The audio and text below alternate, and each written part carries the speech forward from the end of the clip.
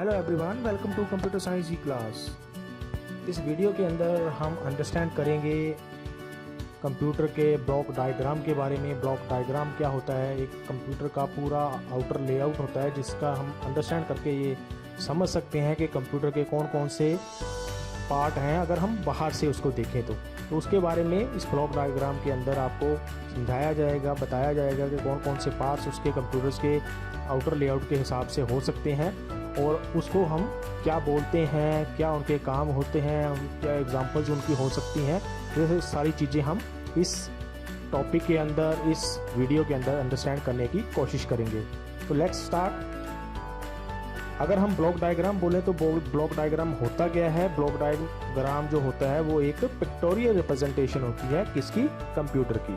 Pictorial representation का मतलब कि अगर हम उसको पिक्टोरियल तरीके से, फिर आप एक तरह से कह सकते हो पिक्चर्स का यूज़ करके उसको रिप्रेजेंट करते हो, तो उसको हम बोलते हैं पिक्टोरियल रिप्रेजेंटेशन। और जब भी हम कंप्यूटर के बारे में इस पिक्टोरियल रिप्रेजेंटेशन को यूज़ करेंगे तो उसको हम ब्लॉक डायग्राम ऑफ कंप्यूटर बोल देते हैं। जैसे कि आप यहाँ पे इस फिगर के अंदर देखो, ये पूरा का पूरा ब्लॉक डायग्राम है हमारे जो कंप्यूटर सिस्टम्स होते हैं उनका। इस ब्लॉक डायग्राम में आप कुछ चीज़ें देख सकते हो, उनको कुछ आपको अंडरस्टैंड भी हो जाएंगी क्या हो सकती हैं वो। अगर नहीं होती हैं तो हम इस वीडियो के अंदर उनको समझने की कोशिश करेंगे। जैसे कि आप इस ब्लॉक डायग्राम के अंदर देख सकते हो, इसको अंदर कई सारी चीज़ें हैं जिनका हमारे कंप्यूटर सिस्टम के अंदर यूज़ होता है। और ये जो चीज़ें आप यहाँ पे देख रहे हो, ये हर एक चीज़, हर एक अलग अलग यूनिट कंप्यूटर सिस्टम के अंदर होता है। चाहे उनके कुछ पार्ट्स हो सकते हैं, कुछ नहीं हो सकते, लेकिन अगर हम एज ए होल देखें तो हर एक यूनिट कंप्यूटर सिस्टम के साथ होता ही होता है। तो एक एक करके हम इस डायग्राम के अंदर, इस ब्लॉक डायग्राम के अंदर देखते हैं कि क्या चीज़ें हमारे कंप्यूटर सिस्टम के साथ लगी होती हैं, उनको क्या बोलते हैं और क्या उनका पर्पस होता है। फिर आगे हम इसके बारे में डिटेल से पढ़ेंगे। तो अगर हम डायग्राम को देखें, बिल्कुल लेफ़्ट साइड से आपने देखने को स्टार्ट करना है। लेफ़्ट साइड में बिल्कुल अगर आप देखो तो हमें लिखा हुआ है डाटा, जिसके आगे एक एरो बना हुआ है। इस एरो का भी आपने खास ध्यान रखना है कि उसकी डायरेक्शन किस साइड है। जैसे ये जो डाटा है ये हम इनपुट यूनिट को दे रहे हैं। इनपुट यूनिट फिर आगे उसको एज इनपुट कंप्यूटर सिस्टम को सप्लाई करता है। इस एरो का ध्यान आपने बिल्कुल ठीक तरीके से रखना है। इसको आप उल्टा नहीं बना सकते, क्योंकि उल्टा अगर बनाओगे तो वो डायग्राम गलत हो जाएगा। तो डाटा को मैंने आपको पहले भी बताया था, डाटा क्या होता है? रॉ फैक्ट्स एंड फिगर्स, जो हम कंप्यूटर को सप्लाई करते हैं और कंप्यूटर उनके फिर ऊपर काम करता है और उसके रिजल्ट हमें प्रोवाइड करता है। तो डाटा जाता है इनपुट यूनिट को। इनपुट यूनिट में कई सारी इनपुट डिवाइसेस लगी होती हैं जिनके थ्रू हम डाटा सप्लाई करते हैं कंप्यूटर्स को। जब हम इनपुट यूनिट का यूज़ करके कंप्यूटर को डाटा सप्लाई करते हैं तो वो एज इनपुट जाता है, तो उसको बोल देते हैं कि एज इनपुट हम कंप्यूटर को कुछ सप्लाई कर रहे हैं, कुछ डाटा सप्लाई कर रहे हैं। जब वो एज इनपुट जाता है तो वो कंप्यूटर के किस यूनिट के अंदर जाता है? वो जाता है स्टोरेज यूनिट के अंदर। स्टोरेज यूनिट में आप जैसे डायग्राम में देख सकते हो, स्टोरेज यूनिट के अंदर दो चीज़ें होती हैं। एक प्राइमरी स्टोरेज होती है जिसको प्राइमरी मेमोरी भी बोल सकते हैं, और दूसरा होता है सेकेंडरी स्टोरेज जिसको हम सेकेंडरी मेमोरी भी बोल सकते हैं। तो यहाँ पे जैसे ही हम डाटा एज इनपुट सप्लाई करते हैं कंप्यूटर को, तो वो स्टोरेज यूनिट के अंदर प्राइमरी स्टोरेज में स्टोर हो जाता है, या फिर अगर हम उसको हार्ड डिस्क के अंदर या सेकेंडरी स्टोरेज डिवाइस के अंदर स्टोर कर रहे हैं तो वहाँ पे वो स्टोर हो जाता है। तो ये हो गया मेमोरी यूनिट का पार्ट। उसके बाद अगर सपोज करो हमारे कंप्यूटर सिस्टम ने उस जो हमने डाटा उसको सप्लाई किया उसके ऊपर कुछ काम भी करना है, तो उसके नीचे वाले पार्ट पे आते हैं हम, जिसको बोल रहे हैं हम सेंट्रल प्रोसेसिंग यूनिट, सीपीयू जिसको बोलते हैं। इसके अंदर भी दो चीज़ें होती हैं, एक होता है कंट्रोल यूनिट और दूसरा होता है arithmetic and logical unit, ALU जिसको शॉर्ट फॉर्म में बोलते हैं। तो जब भी हमारे कंप्यूटर सिस्टम ने इनपुट के ऊपर कुछ काम करना होता है तो वो क्या करता है? स्टोरेज यूनिट से वो जो भी डाटा उसको चाहिए होता है वो वहाँ से लेता है, जो हमने इनपुट उसको सप्लाई की होती है उससे उसको लेगा, और फिर क्या करेगा? वो अर्थमेटिक लॉजिकल यूनिट को प्रोसेस करने के लिए उसको पास कर देगा। तो ये काम कौन करता है? ये करता है कंट्रोल यूनिट। कंट्रोल यूनिट ने प्राइमरी स्टोरेज से या फिर अगर ज़रूरत है सेकेंडरी स्टोरेज से डाटा उठा के वो अर्थमेटिक लॉजिक यूनिट को प्रोवाइड करेगा या ALU को प्रोवाइड करेगा, ताकि ALU उसके ऊपर आगे काम कर सके। तो ये सेंट्रल प्रोसेसिंग यूनिट होता है हमारा, और इसको हम ब्रेन ऑफ द कंप्यूटर बोलते हैं, क्योंकि ये जो सेंट्रल प्रोसेसिंग यूनिट होता है इसी के अंदर सारी कैलकुलेशंस होती हैं और इसी के यही सारे सिस्टम्स को, बाकी जितने भी चीज़ें लगी होती हैं कंप्यूटर सिस्टम के साथ, यही पूरे सिस्टम को मैनेज करता है। बाकी सारी डिवाइसेस को जितनी भी लगी होती है कंप्यूटर के साथ, उनको मैनेज करने का काम भी इसी का होता है। इसीलिए इसको बोलते हैं ब्रेन ऑफ द कंप्यूटर। आगे हम देखेंगे इसके बारे में और डिटेल से। अभी हम फिगर में और कंसंट्रेट करते हैं। जैसे अब हम राइट साइड को जाते हैं तो स्टोरेज यूनिट से ही हमें आउटपुट मिलती है। आप देख रहे हो फिगर में आउटपुट लिखा हुआ है। अब इसका एरो भी आपने ध्यान रखना है कि एरो जो है वो बाहर की तरफ जा रहा है। आउटपुट जब हमें कंप्यूटर स्टोरेज यूनिट से देगा तो वो जाएगा आउटपुट यूनिट के पास। आउटपुट यूनिट फिर उसको एज इंफॉर्मेशन किसी यूज़र को प्रोवाइड कर देता है, जिसको बोलते हैं इंफॉर्मेशन। तो ये पूरा ब्लॉक डायग्राम है कंप्यूटर सिस्टम का, जिसको अंडरस्टैंड करना ज़रूरी होता है अगर हमने उसका बाहर से पूरा स्ट्रक्चर, अगर हम बाहर की उसकी स्ट्रक्चर को समझना चाहते हैं तो। अब इस फिगर के अंदर आप एक और चीज़ नोट कर रहे हो कि जैसे कि यहाँ पे आप देख सकते हो एरोज जो हैं उनकी जो लाइंस हैं वो बिल्कुल स्ट्रेट लाइन है, उसमें कोई डॉट्स वगैरह नहीं आपको दिखाई दे रहे हैं। और अगर आप दूसरी देखो, जो दूसरी लाइंस हैं ये वाली, जैसे यहाँ पे लाइन दिखाई हुई हैं जो डॉटेड लाइंस हैं ये, और जो स्ट्रेट लाइन दूसरी हैं जो सॉलिड लाइंस हैं, उनके बीच में थोड़ा सा डिफरेंस होता है। क्या डिफरेंस होता है? जो सॉलिड लाइंस होती हैं, जो जैसे ये वाली हैं, इनका जो काम होता है ये हमें बताती हैं कि कहाँ से हमारा जो डाटा है कहाँ को जा रहा है। ये डाटा का फ्लो दिखाने के लिए होता है, जैसे यहाँ पे लिखा हुआ है डाटा फ्लो। जो दूसरी डॉटेड लाइंस होती हैं जैसे कि ये हैं, ये हमें बताती हैं कंट्रोल फ्लो।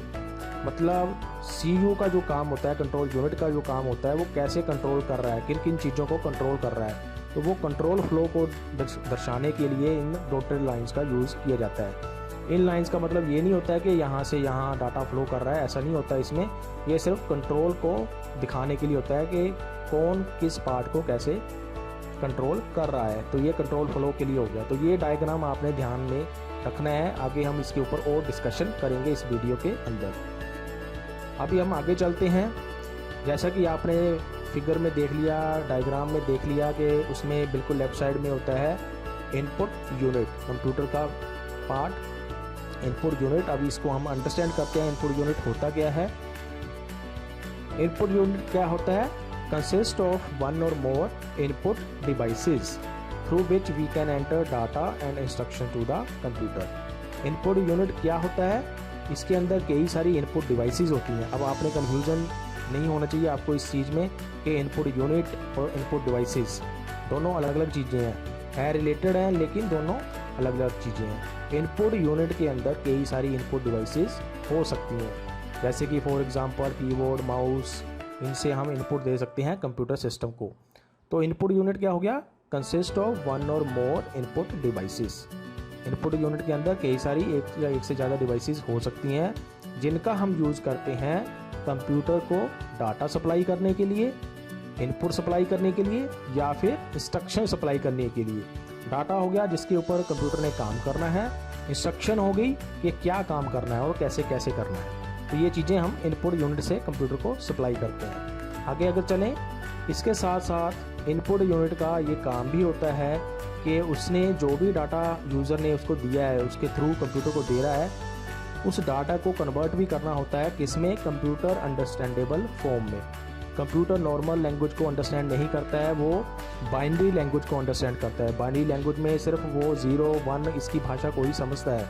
जो भी चीज़ हम उसको सप्लाई करते हैं वो पहले बाइनरी फॉर्म में कन्वर्ट होती है, फिर उसको कंप्यूटर समझता है, फिर उसके ऊपर काम करता है। तो ये काम भी इनपुट यूनिट का होता है कि जो भी इनपुट से हमने डाटा सप्लाई किया, इंस्ट्रक्शन सप्लाई की, वो पहले उसको कंप्यूटर एक्सेप्टेबल फॉर्म में कन्वर्ट करता है। उसके बाद अगर हम देखें तो इनपुट यूनिट के अंदर कई सारी इनपुट डिवाइसेस हो सकती हैं, जो मैंने आपको बता दिया कौन कौन सी हो सकती हैं। कीबोर्ड हो सकता है, माउस हो सकता है, स्कैनर हो सकता है, माइक्रोफोन, लाइट पेन, इसके अलावा और भी इनपुट डिवाइसेस हो सकती हैं जो हम कंप्यूटर सिस्टम के साथ यूज़ कर सकते हैं।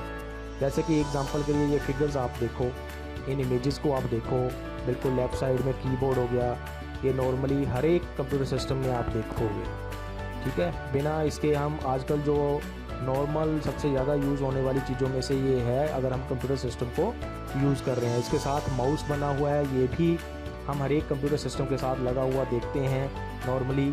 अगर हम खासकर डेस्कटॉप यूज़र को कंप्यूटर को यूज़ कर रहे हैं तो उस केस में, लैपटॉप के केस में हो सकता है आपको ना मिले, लैपटॉप के केस में वहाँ पे उसके ऊपर टच पैड बना हुआ है जिसका यूज़ हम माउस की तरह करते हैं। उसके साथ जॉयस्टिक बनी हुई है, जॉयस्टिक मेनली यूज़ करते हैं हम अगर हमने गेम्स को प्ले करना है, गेम्स खेलनी है कंप्यूटर सिस्टम के ऊपर, तो ये जॉयस्टिक होती है उसके लिए। उसके अलावा माइक्रोफोन होता है जिसके द्वारा हम कंप्यूटर को अपनी ऑडियो सिग्नल्स दे सकते हैं, आवाज़ उसके कंप्यूटर के अंदर फीड कर सकते हैं। उसके अलावा स्कैनर यहाँ पे बना हुआ है, अगर आपने कोई चीज़ डॉक्यूमेंट स्कैन करके कंप्यूटर के अंदर सेव करना है तो उसके लिए स्कैनर हम यूज़ करते हैं। तो ये कुछ इनपुट डिवाइसेस हैं जो इनपुट यूनिट के अंदर आती हैं। आगे अगर हम चलें तो दूसरा जो मेन पार्ट होता है वो होता है सेंट्रल प्रोसेसिंग यूनिट, CPU जिसको शॉर्ट फॉर्म में हम बोल देते हैं। CPU क्या होता है? एक ब्रेन ऑफ द कंप्यूटर। जैसे ह्यूमन बींग्स का, हम पर्सनस का ब्रेन होता है, वो ब्रेन हमारा सारे कंप्यूटर, हमारे पूरी बॉडी को मैनेज करता है, पूरी बॉडी को कंट्रोल करता है, किस पार्ट से हमने क्या काम लेना है, वो पूरे सिग्नल हमारा ब्रेन ही हमारे हर एक बॉडी पार्ट को भेजता है। तो ऐसे ही कंप्यूटर का जो ब्रेन होता है वो होता है CPU का ही काम होता है पूरे उसके सारी जितनी भी उसके साथ चीज़ें लगी होती हैं उनसे काम लेना, उनको सिग्नल भेजना, उनको कंट्रोल करना। जैसे कि यार मैंने आपको बता दिया कि जैसे कि ह्यूमन बींग्स का ब्रेन होता है वैसे ही कंप्यूटर सिस्टम का CPU भी ब्रेन है, और जो भी जितनी भी कैलकुलेशंस होती हैं वो इसी के अंदर होती हैं, और ये सारे पार्ट्स को कंट्रोल भी करता है कंप्यूटर सिस्टम के। ये जैसे मैंने आपको पहले भी बता दिया कि CPU के अंदर भी दो चीज़ें होती हैं, जैसे कि कंट्रोल यूनिट और दूसरा होता है arithmetic logic unit. Arithmetic logic unit आप इसको बोल सकते हैं, या फिर अर्थमेटिक एंड लॉजिकल यूनिट, ये अलग अलग तरीके से आप सुन सकते हो या इसको पढ़ सकते हो। इन दोनों को मिला के जब हम बोलते हैं तो इन दोनों को मिला के हम CPU बोलते हैं। जैसे कि यहाँ पे आप इसकी इमेजेस देख सकते हो, बिल्कुल लेफ़्ट साइड में जो है ये एक्चुअल में CPU होता है।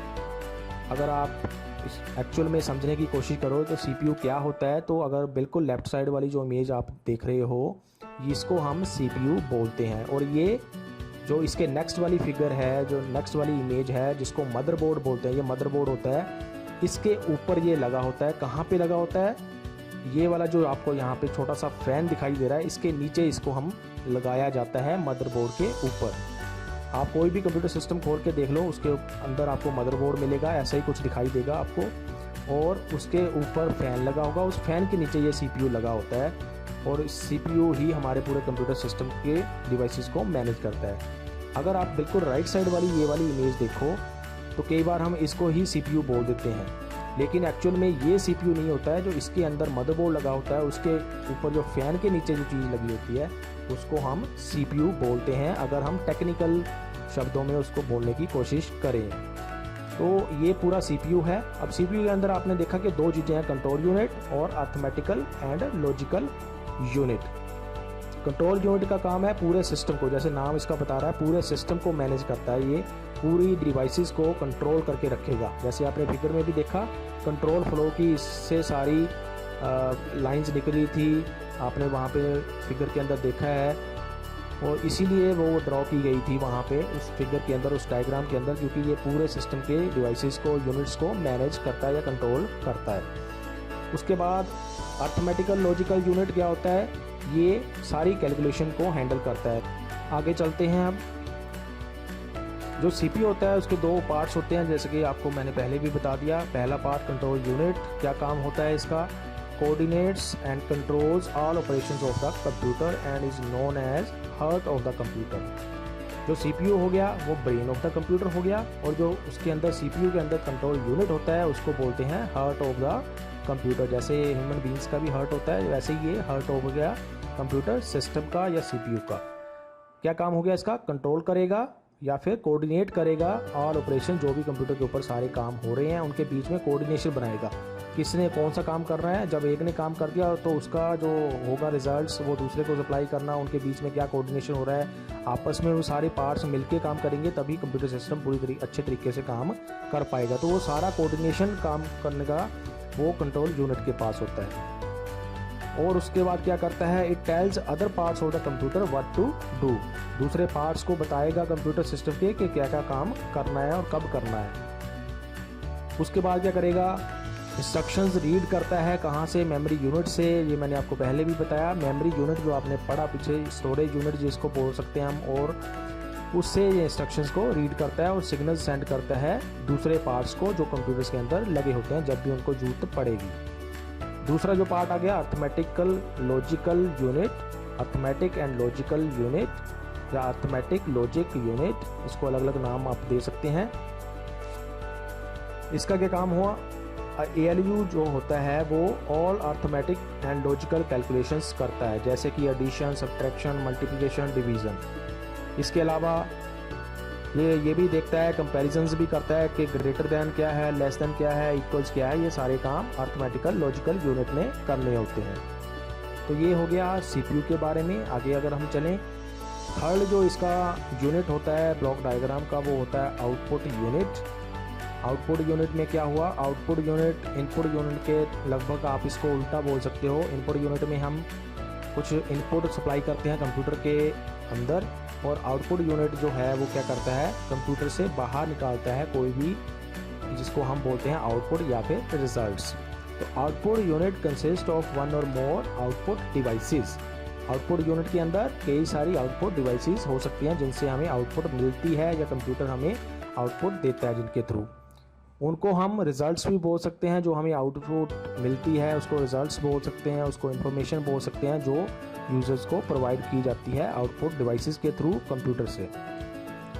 इसके साथ क्या करता है, जैसे कि इनपुट यूनिट में आपने पढ़ा कि वो नॉर्मल लैंग्वेज को कन्वर्ट करेगा कंप्यूटर एक्सेप्टेबल फॉर्म में। आउटपुट यूनिट उससे उल्टा करता है, ये कंप्यूटर की जो लैंग्वेज होती है उसको कन्वर्ट करेगा ह्यूमन रीडेबल फॉर्म के अंदर, क्योंकि जो कंप्यूटर आउटपुट देता है एक्चुअल में वो कंप्यूटर के अंडरस्टैंडेबल लैंग्वेज होती है। हम ह्यूमन लैंग्वेज ह्यूमंस उस लैंग्वेज को आसानी से नहीं समझ सकते हैं, यूज़र्स उनको आसानी से नहीं समझ सकते हैं। इसीलिए जो आउटपुट डिवाइसेस होती हैं वो उस लैंग्वेज को, उस कंप्यूटर अंडरस्टैंडेबल लैंग्वेज को ह्यूमन रीडेबल फॉर्म के अंदर कन्वर्ट करके हमें एज आउटपुट प्रोवाइड करती हैं।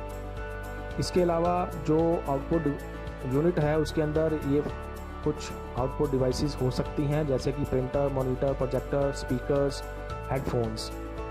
ये आपने बिल्कुल ध्यान से पढ़ना है। ये नहीं होना चाहिए कि आप इनपुट डिवाइसेस को आउटपुट डिवाइसेस बोलो या आउटपुट डिवाइसेस को इनपुट डिवाइसेस बोलो।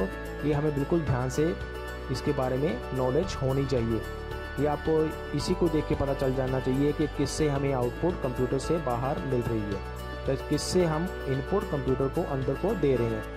जिससे कि इनपुट दे रहे हैं वो इनपुट डिवाइस हो गई, और जिससे आउटपुट हमें मिल रही है वो आउटपुट डिवाइस हो गई। फॉर एग्जांपल ये आप कुछ इमेजेस यहाँ पे देख सकते हो। प्रिंटर हो गया जो प्रिंट करने के काम आता है। जब भी हम कंप्यूटर से कुछ प्रिंट की कमांड देते हैं तो प्रिंटर के ऊपर वो प्रिंट हो जाती है, वो हार्ड कॉपी हमें मिल जाती है। ऐसे ही मॉनिटर हो गया जिसके ऊपर पूरी डिस्प्ले स्क्रीन होती है, वहाँ से हमें आउटपुट देता है। वो हम उसको स्क्रीन को देख सकते हैं, पढ़ सकते हैं, उसके हिसाब से काम कर सकते हैं। उसके अलावा प्रोजेक्टर हो गया जिसके ऊपर हम प्रोजेक्ट करके दीवार के ऊपर या किसी पर्दे के ऊपर हम उसको प्रोजेक्ट करके वही स्क्रीन को जो कंप्यूटर के ऊपर चल रही होती है उसको हम प्रोजेक्ट कर सकते हैं। उसके अलावा स्पीकर्स होते हैं जिनके ऊपर आप कुछ ऑडियो सुन सकते हैं। तो ये कुछ आउटपुट डिवाइसेस हो गई जो सारी की सारी आउटपुट यूनिट के अंदर आती हैं। आगे अगर हम चलें तो लास्ट जो इसका यूनिट होता है ब्लॉक डायग्राम का वो होता है स्टोरेज यूनिट, या फिर इसको आप मेमोरी यूनिट भी बोल सकते हैं। इसका क्या काम होता है, memory is used to store data and instructions before and after processing. जब भी आप कंप्यूटर को कुछ इनपुट सप्लाई करते हो, कंप्यूटर को कोई भी चीज़ चाहिए होती है तो वो उसको थोड़े टाइम के लिए मेमोरी के अंदर स्टोर कर लेता है। चाहे वो उसने प्राइमरी मेमोरी के अंदर, अगर उसको जल्दी से जल्दी वो डाटा चाहिए तो उसको प्राइमरी मेमोरी में स्टोर कर लेगा। अगर हो सकता है हमने कुछ वैसे ही सेव करके रखा हो तो उसको हम स्टोरेज, सेकेंडरी स्टोरेज के ऊपर भी स्टोर करके रख सकते हैं। तो जो भी डाटा या इंस्ट्रक्शंस हम कंप्यूटर को देते हैं एज इनपुट प्रोसेसिंग करने के लिए, तो वो मेमोरी यूनिट के अंदर स्टोर होती हैं, मेमोरी के अंदर स्टोर होती हैं। हो सकता है हमने कंप्यूटर को कुछ काम करने के लिए दिया, उसको पहले भी डाटा हम सप्लाई कर सकते हैं, जब वो काम कर रहा है तब भी हम उसको डाटा सप्लाई कर सकते हैं, या फिर कंप्यूटर अपने आप से उस डाटा को चेंज करके मेमोरी में स्टोर करता रहेगा, या फिर आफ्टर प्रोसेसिंग भी वो मेमोरी के अंदर कुछ डाटा स्टोर कर सकता है। ये कुछ टाइम ऐसे टाइम हैं जब मेमोरी को यूज़ किया जाता है कंप्यूटर सिस्टम के द्वारा। उसके बाद अगर हम चलें तो मेमोरी आपकी मेनली 2 टाइप की हो सकती है, टेम्परेरी मेमोरी या फिर परमानेंट मेमोरी। तो ये 2 टाइप की हैं अगर हम ब्रॉड तरीके से देखें इसको। इसके अंदर आप अलग अलग टाइप की मेमोरीज पढ़ सकते हैं, या आगे आप देखोगे टॉपिक्स हम डिस्कस करेंगे इसके बारे में, मेमोरी के बारे में भी, तो उस टाइम पे हम इसको ज़्यादा डिस्कशन करेंगे इस चीज़ के ऊपर। तो वैसे अगर हम देखें तो टेम्परेरी मेमोरी हो सकती है या फिर परमानेंट मेमोरी हो सकती है। टेम्परेरी मेमोरी क्या हुई उसके बारे में आपको थोड़ा सा बता देता हूँ। टेम्परेरी मेमोरी वो मेमोरी होती है जो जब तक हमारा कंप्यूटर चला हुआ है, स्टार्टेड है, हमने उसको ऑन करके रखा हुआ है, उस टाइम तक वो डाटा को स्टोर करके रखेगी। जैसे ही हमारा कंप्यूटर सिस्टम बंद होता है, किसी भी तरीके से चाहे बंद हुआ, चाहे लाइट चलेगी तब बंद हुआ, या वैसे कोई ख़राबी आ गई तब बंद हो गया, या हमने खुद बंद कर दिया, तो वो टेम्परेरी मेमोरी से डाटा ख़त्म हो जाता है, डिलीट हो जाता है। जब हम दोबारा कंप्यूटर स्टार्ट करते हैं तो दोबारा से उसमें डाटा आना फिर शुरू होता है नई तरीके से, या नया डाटा उसमें आना शुरू होता है। जो परमानेंट मेमोरी होती है उसके अंदर जो हम डाटा सेव करते हैं या स्टोर करते हैं वो काफ़ी टाइम तक सेव रहता है, जब तक हम उसको खुद डिलीट ना करें, या फिर उस जिसके अंदर हमने वो डाटा स्टोर किया हुआ है उस मेमोरी में ही कोई ख़राबी आ जाए तो वो डाटा डिस्ट्रॉय हो सकता है। अदरवाइज़ वो हमेशा वहाँ पे बना रहता है, स्टोर रहता है, सेव रहता है। आगे अगर चलें तो memory unit consist of primary memory and secondary memory, या जिसको आप बोल सकते हैं प्राइमरी स्टोरेज या फिर सेकेंडरी स्टोरेज। एग्जांपल्स के लिए रैम हो सकती है, रोम हो सकती है, हार्ड डिस्क हो सकती है, इसके अलावा CD रोम, DVD रोम या CD जिसको हम सिंपल बोलें, या DVD। इसके अलावा और भी मेमोरीज हो सकती हैं जिनको हम मेमोरी यूनिट के अंदर या स्टोरेज यूनिट के अंदर रख सकते हैं। तो ये कुछ आप यहाँ पे एग्जांपल्स इसकी देख सकते हो। जैसे बिल्कुल लेफ़्ट साइड में जो ये बनी हुई है ये होती है रैम। अगर आपने कभी देखा हो इसको तो ये मदरबोर्ड के ऊपर लगी होती है। इसको लगाते हैं हम, इसको खोल सकते हैं, इसको लगा सकते हैं। तो ये सेपरेटेबल मेमोरी होती है जिसको हम अलग से इंस्टॉल कर सकते हैं अगर हमने करनी है तो। वैसे ये कंप्यूटर सिस्टम के ऊपर लगी होती है और ये एक टेम्परेरी मेमोरी होती है। दूसरी जो आप फिगर देख रहे हो ये कुछ एग्जांपल हो सकती है रोम मेमोरी की, जो रीड ओनली मेमोरी जिसको हम बोलते हैं, और ये मदरबोर्ड के ऊपर परमानेंट तरीके से उन्होंने लगा के रखी होती है। इसको हम निकाल नहीं सकते हैं, अगर निकालेंगे तो हमारा मदरबोर्ड ख़राब हो सकता है। रैम को हम निकाल के दोबारा से फिक्स कर सकते हैं मदरबोर्ड के ऊपर। तीसरी जो आप यहाँ पे एग्जांपल देख रहे हो ये हार्ड डिस्क हो सकती है, या इसके अलावा और भी आपको मेमोरी की एग्जांपल्स मिल सकती हैं।